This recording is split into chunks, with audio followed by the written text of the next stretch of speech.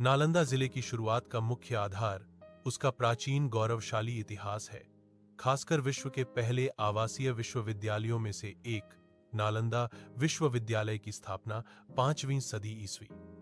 यह मगध साम्राज्य का केंद्र था, जो गुप्त काल और सम्राट हर्ष के संरक्षण में फला फूला और 1200 ईस्वी तक शिक्षा व ज्ञान का एक महान केंद्र रहा, जिसे 1972 में एक अलग जिले के रूप में स्थापित किया गया। नालंदा के उद्भव और इतिहास की कहानी पौराणिक और प्राचीन जड़ें।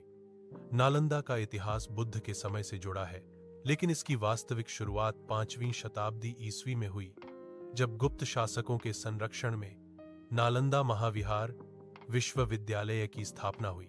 शिक्षा का वैश्विक केंद्र, यह विश्व का पहला अंतरराष्ट्रीय आवासीय विश्वविद्यालय था, जहां दूर दूर से छात्र और विद्वान दर्शन, तर्क, गणित, चिकित्सा और बौद्ध धर्म का अध्ययन करने आते थे। गुप्त और हर्ष का संरक्षण। गुप्त साम्राज्य और बाद में कन्नौज के सम्राट हर्ष के अधीन इसने बहुत विकास और समृद्धि देखी, जिससे यह 9वीं सदी तक फलता फूलता रहा। पतन और विनाश। बाद की सदियों में इसका धीरे धीरे पतन शुरू हुआ और 12वीं सदी के अंत में बख्तियार खिलजी के आक्रमण ने इसे भारी नुकसान पहुंचाया। जिले के रूप में स्थापना।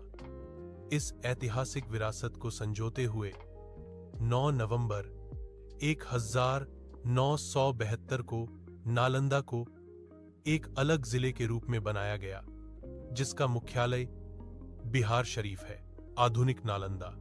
आज यह यूनेस्को विश्व धरोहर स्थल है और नव नालंदा महाविहार जैसे संस्थान इसकी प्राचीन विरासत को आगे बढ़ा रहे हैं, जो इसे केवल एक भौगोलिक स्थान नहीं, बल्कि सांस्कृतिक और शैक्षणिक धरोहर का प्रतीक बनाते हैं। संक्षेप में, नालंदा जिले का आरंभ उसके प्राचीन